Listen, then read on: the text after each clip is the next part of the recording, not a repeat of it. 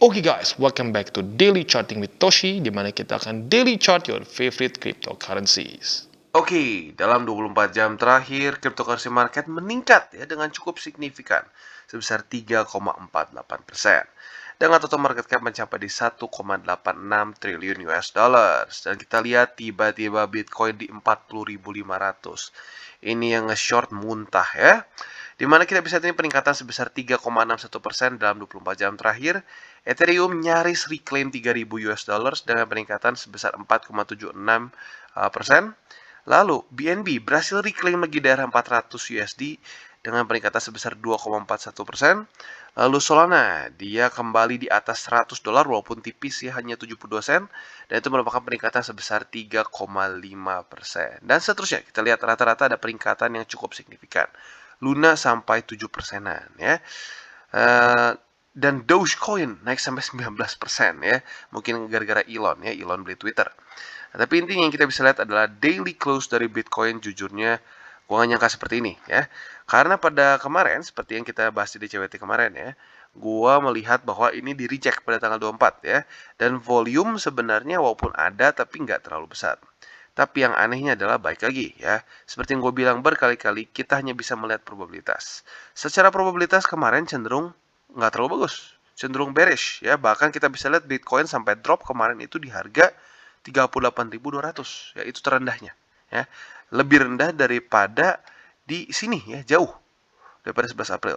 Tetapi pada faktanya kita bisa lihat price action berkata lain ya. Maka dari itu kenapa gue selalu bilang ya, the only thing we can do yang bisa secara konsisten kita lakukan adalah apa? Averaging ya. Nah, jadi bagi kalian yang kemarin masuknya agresif ya udah dapat posisi ya di 39.500-an. Nah, sekarang yang menjadi tes besar dari Bitcoin adalah seperti yang kita bisa lihat MA20 di daily ya. Tadi pagi sudah sempat retest MA20 tetapi masih belum berhasil cukup tinggi naiknya ya. Jadi masih ketahan nih. Jadi PR-nya pada hari ini adalah tentunya yang pertama yang jelas adalah pertahankan dulu jangan sampai tembus lagi 39.500 ya. Karena kalau sampai tembus lagi ya balik lagi ya, targetnya menuju ke 37.000. Yang kedua adalah yang mungkin lebih bullish adalah dia harus bisa daily close di atas dari MA20, yaitu untuk yang singkatnya. Nah, untuk yang mungkin lebih jangka panjangnya seperti yang kita tahu harus pindah ke weekly, indikatornya kita ubah dari Bollinger kita ubah ke bull support band ya. Nah, untuk bull support band kita bisa lihat semakin mendekat ya. Kita semakin mendekat ke sana. Dimana sekarang bull support band itu udah di angka 41.800-an sampai 42.900-an. Atau kalau kita bulatin 43.000 ya. Dan seperti yang kita tahu yang sudah kita bahas di video worst case dan best case kemarin ya, buat lo yang belum nonton bisa nonton ya. Dimana kita tahu itu adalah menjadi satu indikator apakah BTC sedang bull market atau bear market. Dan otomatis apabila BTC sedang bear market, ya alts mau tidak mau kemungkinan besar akan bear market juga. Ya, tinggal pertanyaannya bear marketnya apakah ini akan winter atau hanya akan sebentar seperti di drop Mei sampai Juli kemarin, gitu ya. Nah, jadi tentunya weekly close di atas dari 43.000 itu bisa menjadi pertanda yang sangat baik untuk Bitcoin ya. Dan untuk detailnya bisa cek ke video gua sebelumnya ya. Dan untuk sekarang kita akan masuk dulu ke newsnya sebelum lebih detail ke technical analisisnya. Oke, dan pada hari ini beritanya datang dari Uni Arab Emirates ya. Dimana kita bisa lihat Kraken sudah siap untuk launch di negara tersebut. Langsung kita masuk ke beritanya. Jadi Kraken akan membuka office atau akan membuka kantor di Abu Dhabi dan menjadi exchanger pertama untuk mengoffer UAE dirham dengan trading berbagai macam pair ya. Dan tentunya dia sudah mendapatkan full license untuk operate di dalam negara tersebut ya oleh siapa datanya? Curtis Ting, yaitu adalah managing director dari Kraken di Eropa, Middle East dan Afrika ya. Lalu selanjutnya kita bisa lihat yang mungkin menjadi daya tarik dari UAE atau Dubai di Abu Dhabi ini adalah karena kejelasan regulasi ya. Mereka memberikan kejelasan regulasi sehingga mereka bisa dengan operate dengan nyaman, dengan legal ya. Dan kalau kita lihat juga di sini, ternyata Timur Tengah ini menjadi salah satu bagian negara yang atau bagian dunia lebih tepatnya ya, karena bukan cuma satu negara, tapi bagian dunia yang cepat sekali mengadopsi cryptocurrency di dalam dunia ini ya. Bahkan kita bisa lihat dia memakan 7% dari global trade dunia according to Chainalysis ya. Nah, jadi seperti yang kita bisa lihat ya, dia mendapatkan full license dari Uni Arab Emirates ya. Dan selanjutnya kita bisa juga ini adalah ya, seperti di atas juga ya dibilang ini adalah pertama kalinya ada exchanger yang trading dengan menggunakan dirham against Bitcoin, Ether dan berbagai macam virtual asset lainnya ya. Dan kita bisa lihat untuk Uni Arab Emirates sendiri transaksi ini kurang lebih sekitar 25 miliar USD worth of cryptocurrency setiap tahunnya ya. Dan ini menjadi ketiga ya di region dia ya. Di mana ada Lebanon dan juga ada Turki yang nomor satu ya. Turki luar biasa besar, kenapa? Karena ya kalian tahu bahwa Turki kehilangan kepercayaan terhadap pemerintahannya untuk membuat lira mereka tetap berharga ya. Buat lo yang penasaran kenapa, boleh cek harga lira itu sudah luar biasa terjun payung ya. Maka dari situ banyak sekali orang-orang Turki yang tidak percaya lagi dengan mata uang mereka sehingga mereka lebih prefer menggunakan cryptocurrency ya, stable coins dan ya kripto langsung gitu ya. Dan baik lagi ini tuh di datanya tuh dari mana? Dari Chainalysis yang studinya itu dari tahun 2020 sampai 2021 ya. Lira paling parah di tahun-tahun ini ya. Lalu selanjutnya kita bisa lihat karena itu ya semakin banyak negara-negara lain yang sedikit kepanasan nih. Salah satunya ya yaitu adalah salah satu rival dari Abu Dhabi dalam urusan finansial yaitu Singapura dan Hong Kong mulai kepanasan untuk meregulasi juga cryptocurrency supaya bisa legal di negara mereka. Tentunya ini sangat bagus untuk dunia cryptocurrency ya. Karena pada dasarnya manusia itu tidak mau kehilangan opportunity ya. Pastinya saat mereka melihat, waduh, Abu Dhabi, Dubai, lalu negara-negara di Amerika Latin, mereka sekarang dengan mudah bisa ada legal structure-nya. Dengan seperti itu, maka makanya orang akan pindah ke negara situ duit mereka. Nah, negara-negara seperti Singapura, negara-negara finansial besar gitu ya, mereka tidak mau kehilangan uang mereka. Maka dari itu mereka akan terus push supaya regulasinya jelas. Dan tentunya semakin jelas regulasi, adopsi dari cryptocurrency akan semakin besar. Oke, dan kita balik lagi ke Bitcoin, di mana kita bisa lihat ya PR besarnya adalah lagi-lagi terlihat jelas MA20 di daily ya, di mana sebenarnya weeknya sudah sampai ke sana ya di 40.700-an, tetapi ke reject ya. Tapi baik lagi, baru buka ya candle ini, masih ada 20 jam lagi ke depan. Kita lihat apakah dia akan bisa tembus atau tidak ya. Dan untuk di 4 hourly-nya kita bisa lihat bahwa MA50 sudah tertembus di sini di candle sebelumnya ya, berarti candle jam 7 ya kemarin ya. Ya, sekitar jam 7 lah. Nah, di mana kita bisa lihat tentunya ini bisa saja berubah menjadi satu support bagi Bitcoin. Tetapi di waktu bersamaan kita bisa lihat dilemanya adalah Bollinger Band-nya masih dekat di sini, alias dia tertahan oleh upper Bollinger Band ya. Walaupun RSI belum overbought lah ya. Nah, jadi untuk sekarang ya buy limit bisa kita update tentunya ya. Buat yang mungkin sekarang masuknya lebih ke agresif ya. Buat yang masuk agresif, gue tetap masih sarankan di 39.500 ya. Untuk kalian yang agresif di MA50 menurut gue ini terlalu terlalu mepet ya, nggak terlalu bagus secara risk rewardnya. Jadi makanya gue lebih prefer buat yang agresif pun masih lebih baik di 39.500. Nah, untuk yang lebih ke medium risk bisa pertimbangkan di daerah 37.000. Lalu untuk yang konservatif bisa pertimbangkan di daerah 35.000. Ya, jadi kurang lebih seperti itu untuk Bitcoin.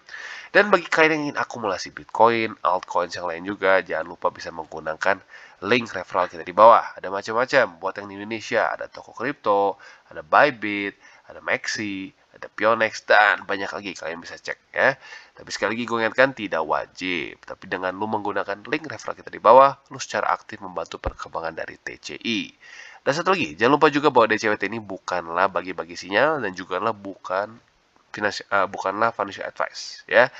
Dan yang ketiga adalah lagi-lagi tugasnya dari DCWT ini adalah untuk membiasakan para subscriber Go untuk bisa charting ya, dan bisa dibilang nih chartingnya cukup sederhana.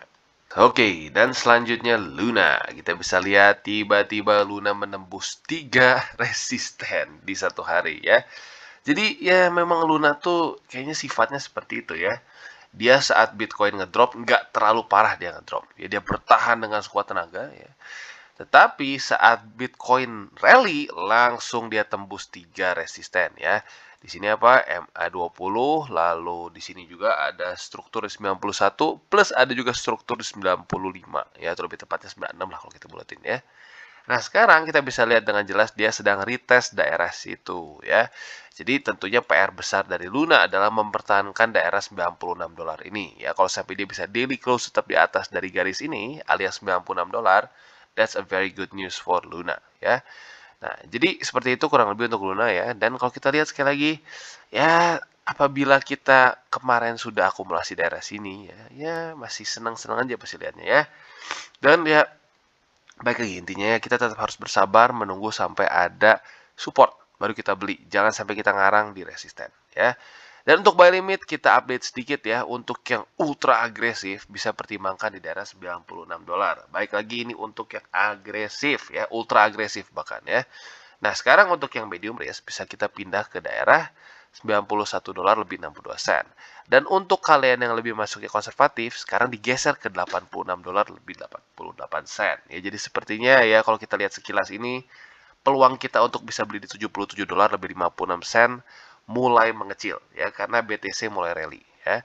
Jadi kurang lebih seperti itu ya, gue ulangi untuk yang agresif pertimbangkan di daerah $95 lebih 90 sen.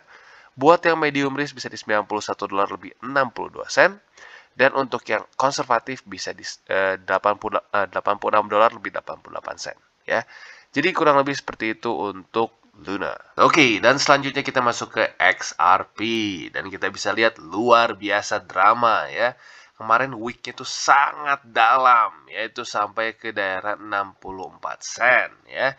Kita bisa lihat, tetapi dia ketolong oleh BTC ya. Jadi BTC ini adalah malaikat apa ya, malaikatnya XRP nih. Kalau sampai kemarin nggak ada BTC rally, ya kemungkinan besar XRP akan breakdown ya. Ya, jadi sekali lagi kita ditunjukkan ya bahwa BTC ini masih rajanya dari cryptocurrency ya. Mau tidak mau kalau orang bertanya kenapa sih Bang harus kayak gini? Yang ya faktanya berkorelasi tinggi gitu loh. Kalau mau ngomong korelasi cryptocurrency sama Nasdaq gitu ya, ya sebenarnya kenapa ya? Ya sudah, memang faktanya terkorelasi gitu. Daripada kita capek-capek memikirkan alasan kenapa mereka terkorelasi, mendingan kita masukkan saja ke salah satu resikonya, yaitu alt sangat terkorelasi dengan BTC ya. Ya karena korelasinya nggak selalu buruk ya, pada faktanya nih sekarang ketolong oleh BTC ya. Karena kalau kita lihat secara price action, pure XRP is doing really bad ya. Kalau pure dari TA dia ke reject berkali-kali dan kehilangan confidence di sini, kehilangan confidence dan volume tentunya ya. Kita bisa lihat kemarin saja secara volume luar biasa jelek untuk XRP ya. Jadi untuk sekarang kita bisa lihat ya, yang masih menjadi dalam tanda kutip support adalah walaupun tipis banget ya, itu adalah daerah $69. 69 sen ya. Jadi mungkin kalau kalian yang ultra agresif boleh pertimbangkan di sini. Tapi kalau buat lu yang lebih konservatif ya, lebih ke medium risk ya, pertimbangkan lebih bawah lagi ya. Mungkin konservatifnya bisa pertimbangkan di daerah sini 60 sen ya. Jadi kurang lebih seperti itu untuk XRP. Dan kalau kita lihat di weekly-nya juga ya, dia lebih jelas lagi di sini ketahan oleh daerah sini ya, sudah 2 kali nih. Tinggal ya kita lihat apakah 69 sen ini bisa tetap bertahan atau tidak. Dan menurut gua kuncinya sayangnya sudah tidak di XRP, karena kalau kita lihat XRP momentumnya pure dari dia itu sudah busuk ya, jujurnya kalau kita ngomong. Karena lihat benar-benar reject dan udah aja dia free fall ya. Satu-satunya yang menolong ini adalah BTC. Jadi kalau sampai BTC bisa sampai naik ya, mungkin bisa sampai 41, 42, bahkan kalau sampai weekly close bisa di 43 ya, di atas dari 43, itu kemungkinan besar XRP bisa tertolong ya. Tapi kalau Bitcoin sideways aja ya, XRP menurut gue nggak akan bisa nahan ininya apa ya, sulit lah, atau nggak akan bisa terlalu ini ya, terlalu deterministik. Sulit untuk XRP bisa menahan bebannya sendiri ya, karena momentumnya luar biasa bearish. Oke, dan Cardano ya kondisinya bisa dibilang rada mirip dengan XRP ya, cukup mirip dengan XRP. Dimana dia sebenarnya sudah tidak bisa menopang TA-nya dia sendiri ya, dia sudah reject berkali-kali, kemarin kehilangan momentum, tapi ya jujurnya lebih dramatis XRP. Karena XRP kemarin tuh ada pump-nya dulu, ya ada pump, diberikan harapan, terus langsung di ya ditampar lah gitu kesannya ya. Nah kalau untuk Cardano bisa dibilangnya kemarinnya itu lebih ke sideways, jadi mungkin orang udah bosen juga ya. Nah kalau kita lihat di sini dia nge-wake tepat ke angka 84 sen. Jadi bagi kalian yang kemarin belum kebagian 84 sen dan sudah buy limit sudah pasti kena kemarin ya. Selamat buat yang sudah dapat posisi.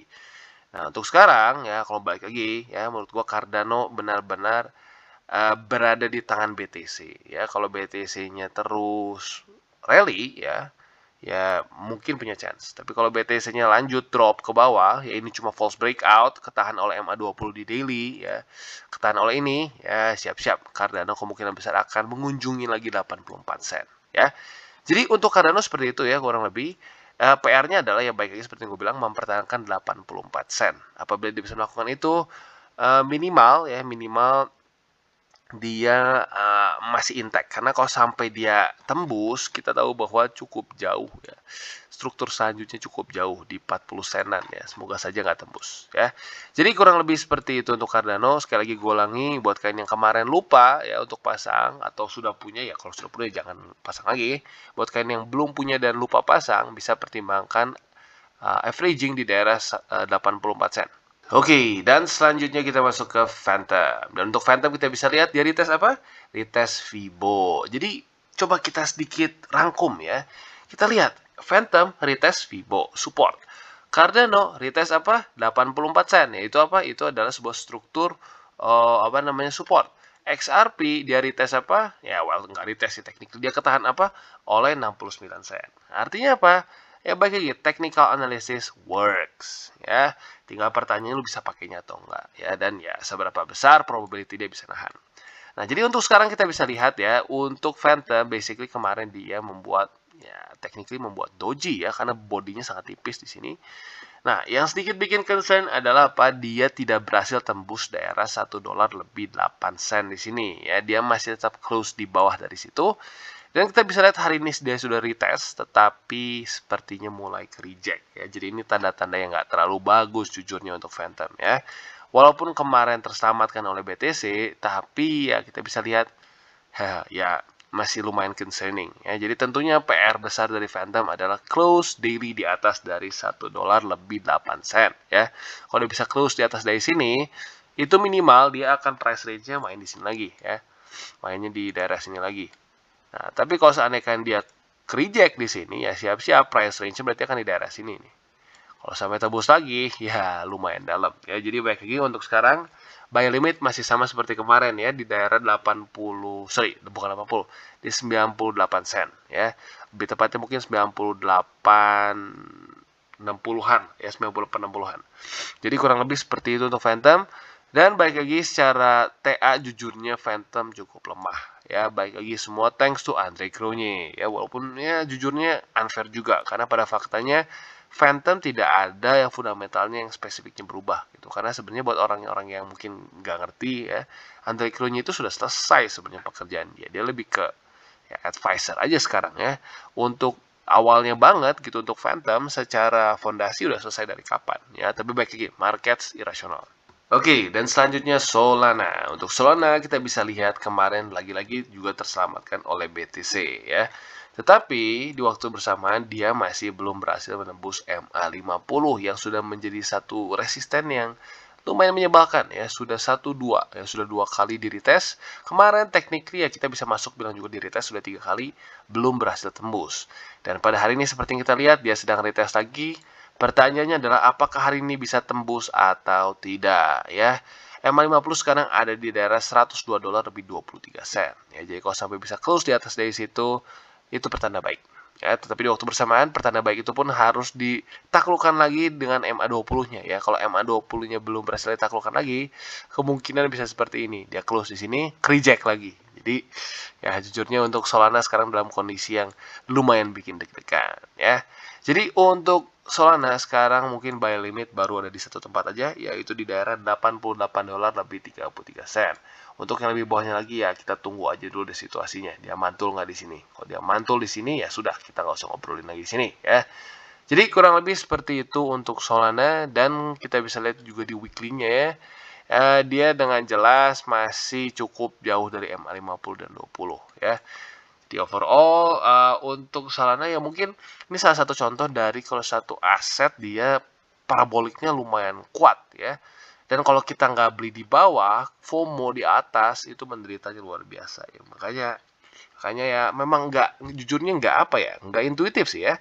Kebanyakan orang beli aset saat dia nge-pump, bukan saat dia lagi koreksi gitu loh. Mereka malah berpikir kalau koreksi akan lebih dalam dan lebih dalam lagi. Padahal ya secara risk reward paling baik adalah apabila kita beli satu aset saat dia sedang koreksi gitu. Makanya apa? Kalau gue selalu menyarankan untuk fundamental dulu dicek ya. Fundamentalnya bagus, banyak adopsi atau kemungkinan adopsi cukup besar, baru kita pindah ke teknikal. Orang rata-rata nggak peduli sama fundamental, pokoknya ngeliat tengah pump, udah nyangkut, tinggal maki-maki. Ya itu dia tuh sulitnya kalau kita mau trading dengan cara seperti itu. Ya dengan cara seperti itu. Oke, dan BNB bagi kalian yang sudah pasang buy limit di daerah 394 dolar lebih 50 sen, kalian sudah dapat posisi tentunya ya. Dan berita bagusnya karena BTC-nya nggak ngambak, ya BTC-nya rally, akhirnya ya dapat posisi di sini dan cuan tipis ya paling kayaknya kurang dari 1% deh. Ya. Lebih deh, ternyata sekitar 2,69% ya. Nah, jadi untuk sekarang BNB tentunya PR utamanya adalah stay di sini ya, stay dulu di sini nggak apa-apa, sideways dulu ya. Yang penting jangan sampai lanjut lagi drop, karena kalau sampai drop lagi di sini lumayan jauh ke bawahnya, sekitar 50 dolar dari situ ya. Kalau secara persentase ini sekitar berapa persen ya, lumayan nyaris 10% ya, atau 9,5% lah tepatnya ya. Nah, jadi untuk sekarang buy limit otomatis masih sama ya. Untuk yang medium risk bisa pertimbangkan di daerah 394 dolar lebih 50 sen. Dan buat kalian yang lebih ke konservatif bisa pertimbangkan di daerah 396 dolar lebih 80 sen ya. Dan tentunya apabila dia berhasil menemukan momentum, ya PR yang untuk lebih bullishnya adalah menembus daerah 410. Dan kalau bisa sekalian juga tembus MA20. Karena gini loh, kadang-kadang kalau dia close-nya di tengah-tengah ya, dia close misalkan di sini di atas dari 410. Tapi tapi MA20-nya belum dia taklukkan ya. Besoknya seringnya malah reject oleh 20 ya. Ujung-ujungnya malah jebol lagi ke bawah. Gitu. Nah, itu cukup sering terjadi. Makanya gue bilang kalau kayak gini ya, MA 50, 20 dan resistennya ini cukup dekat, mendingan sekalian tembus.